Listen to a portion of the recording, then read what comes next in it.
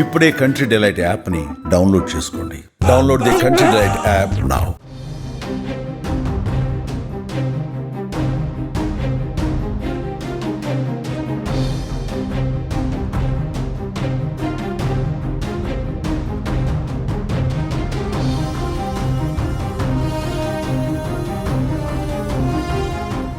జమ్మూ కాశ్మీర్లో మరోసారి కాల్పుల మోత మోగింది. దక్షిణ కాశ్మీర్లోని షోపియాన్ జిల్లాలో జరిగిన భీకర ఎన్కౌంటర్లో 3 లష్కరే తోయిబా ఉగ్రవాదులు హతమయ్యారు.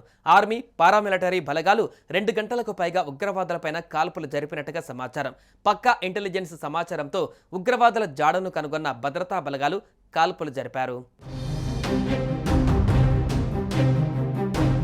ఇక సరిహద్దు అవతల ఉన్న ఉగ్రవాద శిబిరాలపైన కఠిన చర్యలు తీసుకున్న భద్రతా దళాలు ఇప్పుడు లోయ లోపల కూడా ఉగ్రవాద నిర్మూలన చర్యలను తీవ్రతరం చేశాయి. పహల్గాం ఉగ్రదాడి తర్వాత పాక్ ఉగ్రస్థావరాల లక్ష్యంగా భారత భద్రతా బలగాలు ముందుకు వెళుతున్న సంగతి తెలిసిందే. ఈ క్రమంలో జమ్మూ కాశ్మీర్లో జరిగిన ఎదురుకాల్పులలో 3 ఉగ్రవాదులు హతమయ్యారు. షోపియాన్ ప్రాంతంలో జరిగిన ఆ ఘటనలో మరో 2 ఉగ్రవాదులు కూడా పట్టుబడినట్టుగా తెలుస్తోంది. తొలుత కుల్గాం ప్రాంతంలో భద్రతా బలగాలు ఉగ్రవాదులకు మధ్య కాల్పులు ప్రారంభమయ్యాయి. తర్వాత అవి షోపియాన్కు విస్తరించాయి. ఉగ్రమూకలను మట్టుపెట్టేందుకు ఆర్మీ, పారామిలిటరీ బలగాలు కొన్ని గంటలుగా ఈ కాల్పులు జరుగుతున్నాయి.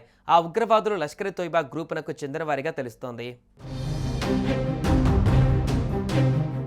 మరోవైపు కశ్మీర్లో టెర్రర్ ఫ్రీ కశ్మీర్ పోస్టర్లు కనిపించిన గంటల వ్యవధిలోనే ఈ ఎన్కౌంటర్ మొదలవడం గమనార్హం.